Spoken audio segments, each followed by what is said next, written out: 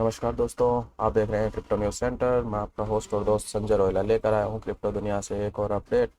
दोस्तों, थंबनेल में आप देख ही चुके हैं, अपडेट जुड़ा हुआ है बाइनेंस से। बाइनेंस के ऊपर कुछ और एलिगेशंस लगने लग रहे हैं। एक फिनेंशियल टाइम्स की एक रिपोर्ट है, उसमें कुछ एलिगेशन लगाए जा रहे हैं फाइनेंस के ऊपर।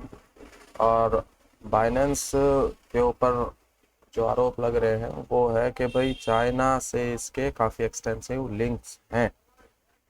तो अगर अभी तक आपने हमारे चैनल को सब्सक्राइब नहीं करा है तो प्लीज़ चैनल को सब्सक्राइब कर लीजिए, सो दैट कि बिटकॉइन क्रिप्टो रिलेटेड जितने भी अपडेट्स हैं वो आप तक फटाफट पहुंचते रहें। वीडियो की डिटेल में जाएं, शुरू करें उससे पहले quick disclaimer. I am not a financial advisor, I do not provide any kind of financial advice. Video में आप जो भी देखते हैं सुनते हैं वो सिर्फ एजुकेशन पर्पज से होता है। So I request you to take your decisions based on your own research only.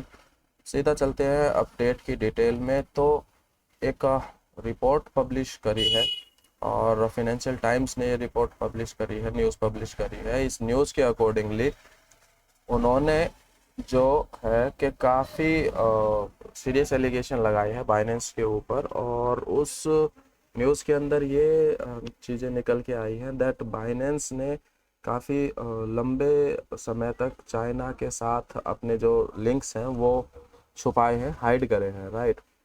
और ये चीज़ें तभी है जब जो सीजी है वो काफ़ी टाइम से ये बोलते आ रहे हैं कि उन्होंने जो चाइनीज़ इंडस्ट्री है या चाइना जो है वो लेट 2017 में ही छोड़ दी है, और उसका उनसे फिर अब कोई ज़्यादा वो बाहर से ही ऑपरेट कर रहे हैं, चाइना से उनका कोई ज़्यादा दखलंदाजी है नहीं। अब फाइनेंशियल टाइम्स जो ये चीज़ें न्यूज़ पब्लिश कर रहा है उसके जो सोर्स हैं वो उनके हाथ कुछ इंटरनल कंपनी डॉक्यूमेंट्स हाथ लगे हैं, उसी हिसाब से ये सारी चीज़ें निकल के आ रही है। तो सीईओ जो सीजी है, जिनपिंग जाओ, और बाकी जो बड़े सीनियर पोजीशन पे जो ऑफिसर्स हैं, ऑफिशियल्स हैं बाइनेंस के, राइट, उन्होंने अपने एम्प्लॉयज़ को इंस्ट्रक्ट करा कि कंपनीज की चाइनीज़ जो प्रेजेंस है वो छुपाएं, ऐसा फाइनेंशियल टाइम्स बोल रहा है। ओके। और उनका ये भी मानना है कि इस 2019 के एंड तक ऑफिस था चाइना के अंदर जो ऑपरेट करने लग रहा था। ओके।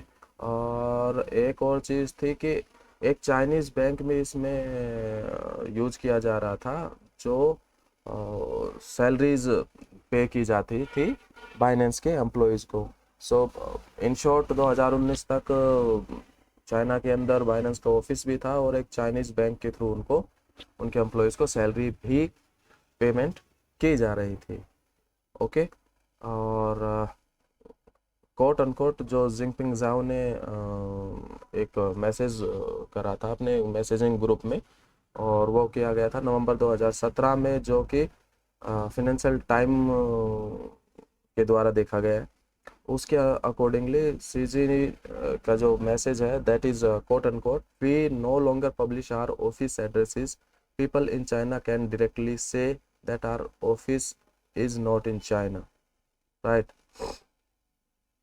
तो इसका मतलब ये हुआ कि हम लोग हमारा जो ऑफिस है वो पब्लिश नहीं करते हैं अब से, और जो भी लोग चाइना में हैं वो डायरेक्टली बोल सकते हैं कि हमारा ऑफिस चाइना में नहीं है, राइट।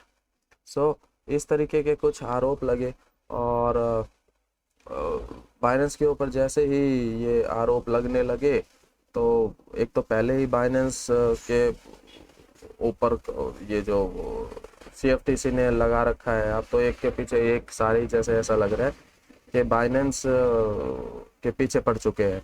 उन्होंने भी एक नोटिस भेज रखा है और बोला है कि काफ़ी वो उन्होंने इनसाइडर ट्रेडिंग में भी इन्वॉल्व है सीजी और उसकी company Binance.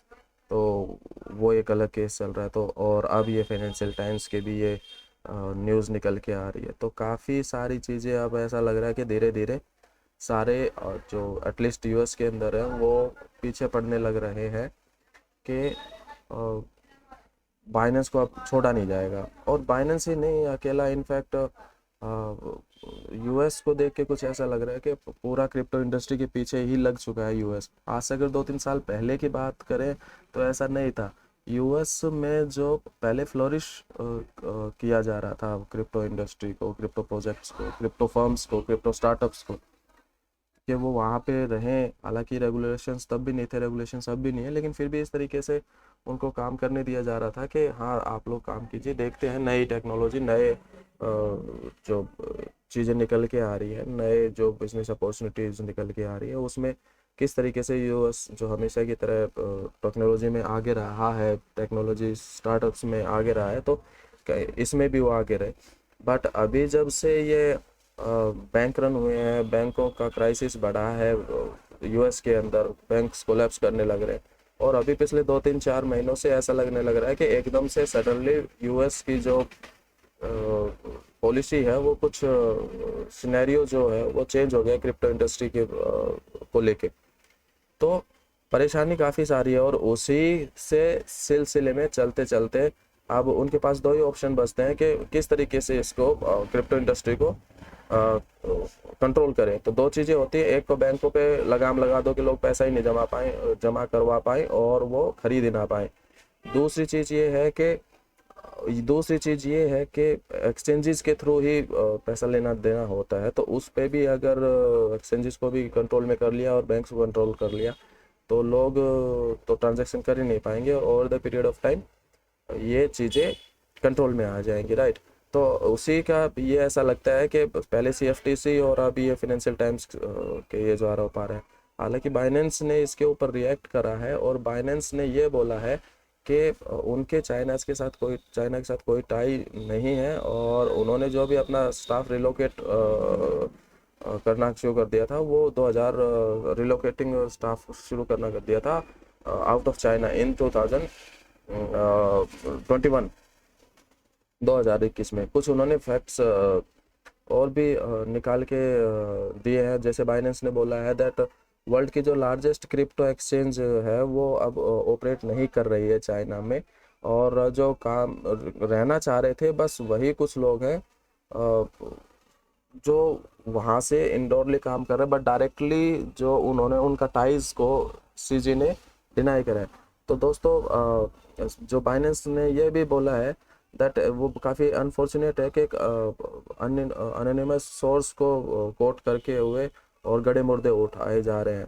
Okay, Binance operate भी नहीं करता है चाइना में, और ना ही कोई टेक्नोलॉजी है, ना ही सर्वर है, ना ही हमारा डेटा है जो कहीं भी किसी भी तरीके से बेस्ड आउट है इन चाइना में।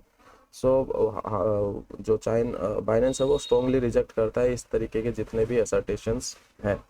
ओके, और वो ये भी क्लियर करना चाह रहे हैं कि ना ही चाइनीज़ गवर्नमेंट ना ही अदर कोई गवर्नमेंट है हमारे ऊपर, बाइनेंस के डेटा के ऊपर किसी भी देश का कोई भी कंट्रोल नहीं है, वेदर इट इज़ चाइना और एनी अदर गवर्नमेंट। ठीक है, वो अलग बात है कि हम किसी भी देश के जितने भी जो नियम कायदे कानून हैं उनको फॉलो ज़रूर करते हैं, राइट। और उन्होंने ये भी ऐड करा कंपनी के एंड के जो ओरिजिनल फाउंडिंग टीम मेंबर है जो बेस्ड थे शंघाई में, उन्होंने चाइना को 2 महीने के अंदर अंदर छोड़ दिया था जब कंपनी ऑर्गेनाइज हुई थी, और इवन कंपनी इनकॉर्पोरेटेड भी नहीं हुई थी। सो उसके बाद तो फिर चाइना के अंदर क्रिप्टो इंडस्ट्री पे बैन ही लग गया था। तो दोस्तों ये था वीडियो, आपको कैसा लगा वीडियो का प्लीज़ हमें कमेंट सेक्शन में कमेंट करके ज़रूर बताएं। अगर वीडियो पसंद आया हो तो प्लीज़ इसे लाइक करें और चैनल को सब्सक्राइब करें।